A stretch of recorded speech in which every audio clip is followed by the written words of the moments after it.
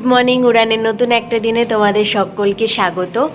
আজকে 5th June আর আমাদের বাড়িতে আজকে একটু ছোটোখাটো একটা অনুষ্ঠান রয়েছে, আমাদের অ্যানিভার্সারি সেলিব্রেশন। বাবা মা আর ভাইও উঠে গেছে ট্রেনে, ওরাও আসছে। তো এখন আমরা যাচ্ছি সকালবেলা দুপুরবেলা যে খাওয়া দাওয়া হবে সেইগুলোর বাজার করতে, আর সন্ধেবেলা একটু ছাদে ছোটোখাটো একটা অনুষ্ঠান আছে বাড়ির কয়েকজন লোককে নিয়ে এখানে আসানসোলে। তো চলো আজকে সারাদিনটা অবশ্যই তোমাদের সাথে শেয়ার করব, দেখতে থাকো আমার ব্লগ। এখন আমরা দাঁড়িয়ে রয়েছি জিটি রোডের ঠিক ওপরে টোটো ধরার জন্য। এত গরম, এখন সকাল ওই 7:30 মতো বাজে। তাড়াতাড়ি বেরিয়ে পড়েছি যাতে তাড়াতাড়ি বাজার করে ফিরে আসতে পারি। তো কিছুক্ষণ দাঁড়ানোর পরই আমরা টোটো পেয়ে গেলাম, আর এই টোটোতে আমরা উঠে পড়ছি। এখান থেকে জাস্ট 10 মিনিট মতো লাগবে একদম কোর্ট বাজারে পৌঁছাতে।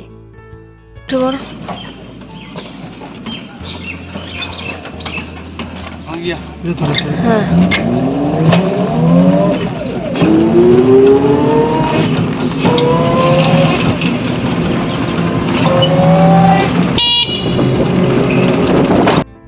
এই যে বলতে বলতে আমরা চলে এসেছি কোর্ট বাজারে। এই বাজারটা আমার ভীষণ ভালো লাগে, এত ভ্যারাইটি জিনিসপত্র পাওয়া যায়। আর গরমকালে সব থেকে যেটা ফেমাস এই তালের শাঁস, সেটা তো দেখছি একদম ভরপুর পসরা বসে গেছে বাজারটায়। আমি কদিন আগেই আমাদের বাড়ির সামনে থেকে ওই 3-4টে নিয়ে এসেছিলাম, বেশ মিষ্টি খেতে, কিন্তু ভালো, আর দামটাও বেশি নয়। তো যাই হোক, বলতে বলতে এবার আমাদের চলে যেতে হবে আসল সবজি বাজার করতে। এই যে চলে এসেছি, টমেটো, ফুলকপি, পটল, আরও কিছু জিনিস নেওয়ার আছে। সত্যি এই বাজার দেখলে এত মনটা খারাপ হয়ে যায়, কারণ আমাদের ব্যাঙ্গালোরে বাজার সবজি পাওয়া যায় প্রচুর, কিন্তু অপশান খুব কম। ওই সেই ঝিঙে, ওই সেই কুমড়ো, ওই সেই আলু পেঁয়াজ, এই আর কি। তো সেই জন্য মনে হচ্ছিল এই পুরো বাজারটাই উঠিয়ে নিয়ে চলে যাই। তো বাজারের কাঁচা সবজি বাজারটা করা হয়ে গেল। এবার আমরা নিতে যাব মাছ। মাছের বাজারটা এখানে এত ভালো, এর আগেও আমি এসেছি, প্রচুর ভ্যারাইটি মাছ পাওয়া যায়। আমাদের নৈহাটিতে যেমন এখানেও তেমন। এই যে মাছ দেখলেও মনটা ভরে যায় সত্যি, এত কম দামে। মানে এখানকার অনুযায়ী দামটা বলতে পারবো না, কিন্তু আমাদের ওইখানের তুলনায় তো দাম অনেক কম। কাতলা মাছ নেব, আজকে একটু চিংড়ি মাছ নেব। এই যে পমফ্রেট 650 টাকা কিলো, দরদর করলে আর একটু হয়তো কম হবে। চিংড়ি মাছ রয়েছে, চিংড়ি মাছ 480 টাকা কিলো, যেটা কত বড় বড়। আর আমাদের ব্যাঙ্গালোরে 500 টাকাতেই পুটকি পুটকি চিংড়ি দেয়। তো যাই হোক, এইখানে চলে এলাম আমাদের মাছ নিতে। তো এইটা হচ্ছে কাতলা মাছ, একদম কাতলা মাছের পেটি দাগা মিশিয়ে নেব, তো সেটাই বলছি। 1 কেজি দিন, তারপরে যদি দেখি 1.5 কেজি। গাদা দিচ্ছেন তো? ঠিক আছে,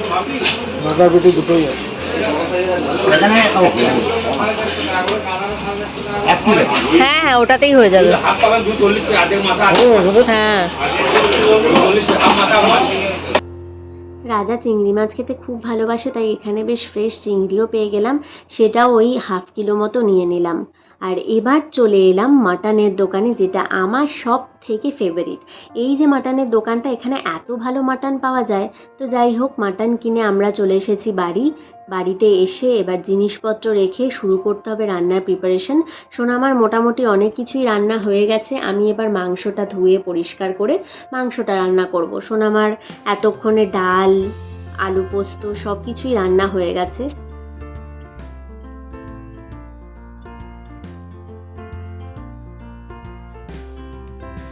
যে সোনামা মাছ ভাজছে, আর এদিকে মাছের মশলা করা, রান্না করে অবস্থা দেখো। যে মাটন হবে আজকে। মাটনের এটা বাটা মশলা করে রাখা রয়েছে, আদা রসুন পেঁয়াজ সব কাটা। আর এদিকে হয়েছে পটল ভাজা, এদিকে আস্ত হয়েছে, আর এই হচ্ছে ডাল ধনে পাতা দিয়ে। এই হচ্ছে আজকে রান্না। বাবা মা আসার কথা ছিল আজকেই, বললাম। এই যে বলতে বলতে বাবা মাও ঢুকে গেছে।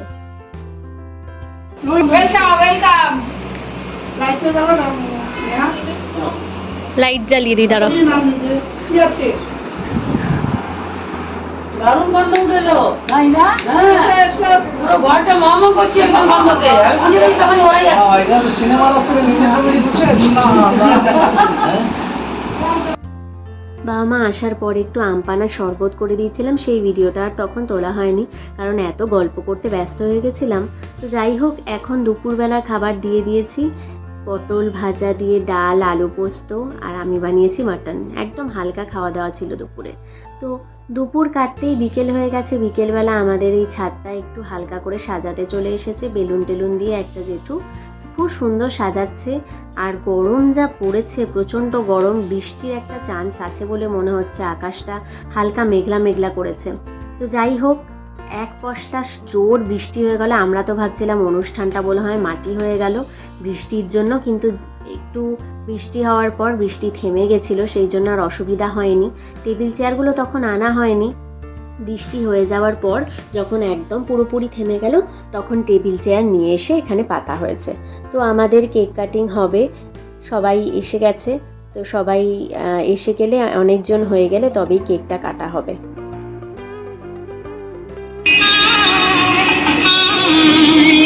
এক পশলা বৃষ্টি হয়ে গেল, এদিকে গান বাজনা চলছে।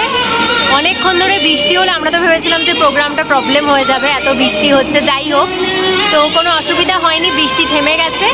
আর এই যে সবাই বসে রয়েছে এখন।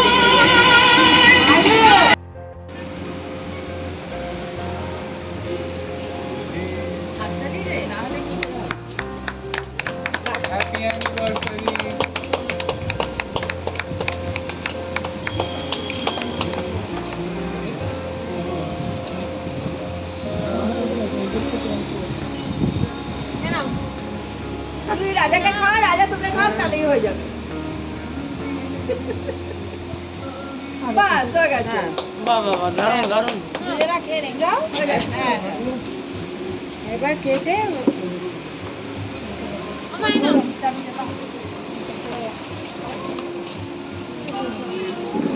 সবাইকে কেটে এবার বাটিটা কই, বাটিগুলো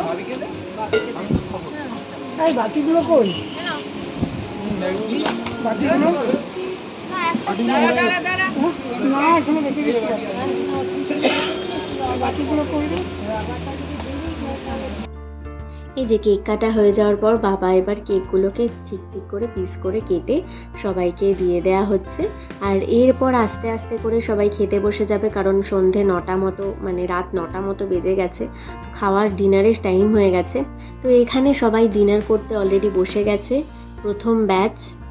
আশা করি সবার খাওয়া দাওয়া বেশ ঠিকঠাকই হচ্ছে, কারণ সব কিছু প্রপার অ্যারেঞ্জমেন্ট কিন্তু মামা আর মামার যে বন্ধু ক্যাটারিং দেওয়া হয়েছিল তারাই করেছে। সোনামা খুবই চিন্তায় ছিল যে বৃষ্টি হচ্ছে, এর মধ্যে কি করে সব কিছু হবে। তো যাই হোক, সবাই খাওয়া দাওয়া করে খুবই খুশি, খাবার খুবই ভালো ছিল।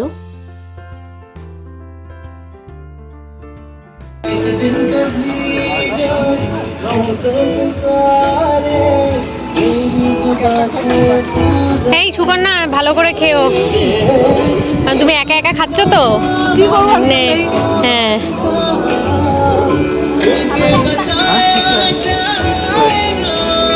তোমরা ভালো করে খেও, ভালো করে খেও, লজ্জা করে খেও না, লজ্জা করে খেও না। এই লোকনাথ বাবার ভিডিওটা দেখেছো? শেষ হয়ে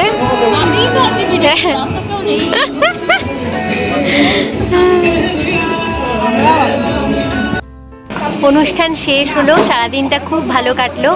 যাই হোক, যদি ভিডিওটা ভালো লেগে থাকে please like, share and subscribe করে দিও।